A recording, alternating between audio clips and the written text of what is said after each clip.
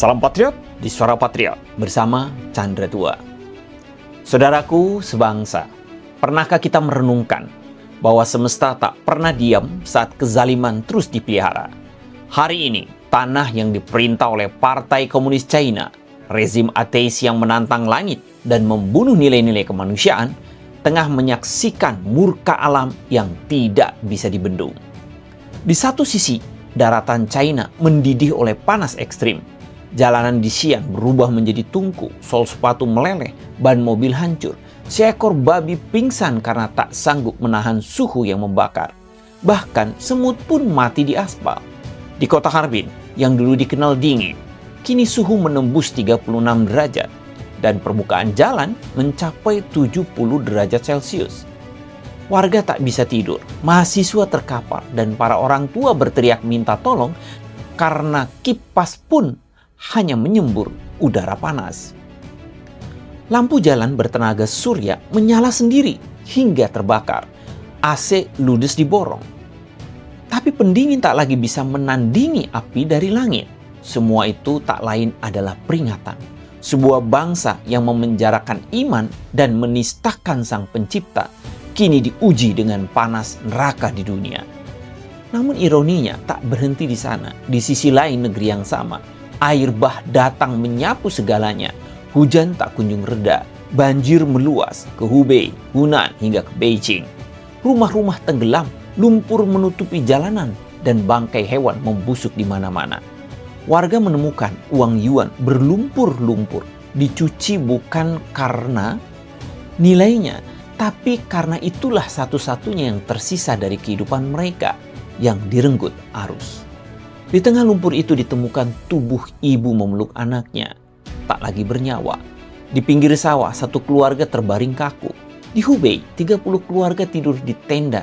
Sekolah anak-anak lenyap, panen hancur, dan malam berubah gelap gulita tanpa listrik. Tapi mereka tetap berdiri, bergandengan tangan, berjuang menyapu lumpur dari rumah tetangga sebelum rumah mereka sendiri. In one tragic discovery, a person was found still clutching their child tightly. Their eyes peacefully shut, as if they never realized they'd been swept away forever. In a field near a dam in Hunan, 3 lifeless bodies were found lying side by side, right at the edge of a rice field that used to be lush and green. They belonged to the same family. It was a heartbreaking sight. Their bodies were covered in mud. The flood had receded, but the pain remained buried in the soil and stamped into the layers of earth. Tapi dari semua ini, satu simbol kehancuran PKC muncul begitu nyata. Beberapa waktu lalu, sebuah kapal selam militer China terseret arus, hilang dari dermaga. Sebuah simbol kekuatan yang dipermalukan oleh air. Video itu segera dihapus, akunnya menghilang. Tapi jejaknya tak bisa dipadamkan, sebab sesungguhnya alam tidak bisa dibungkam. Apakah itu kebetulan? Tidak, ini adalah hukum semesta yang sedang bekerja. PKC, Partai Komunis China, yang membungkam iman, menghancurkan gereja, membakar kitab suci, dan memenjarakan orang-orang yang berdoa. Hari ini dipermalukan oleh langit dan bumi. Mereka membantai rakyatnya sendiri di Tiananmen. Mereka memperdagangkan organ manusia. Mereka menjarah kekayaan bangsa-bangsa lain, termasuk Indonesiaku. Mereka menebang hutan, merusak laut, dan mencemari udara. Tapi hukum Tuhan tak bisa ditawar. Hukum karma tak bisa dihindari. Ketika daratan terbakar dan lautan naik menghantam daratan, itu bukan sekedar cuaca ekstrim. Itu adalah peringatan bahwa sebuah rezim tanpa nurani yang menginjak-injak nilai luhur kehidupan akan dilumat oleh kekuatan yang jauh lebih besar, kekuatan langit dan bumi. Maka kepada bangsa Indonesia, jangan pernah kagum pada kekuatan buatan manusia yang dibangun di atas darah dan kebohongan. Jangan pernah tunduk pada negara yang menindas rakyatnya dan merusak dunia.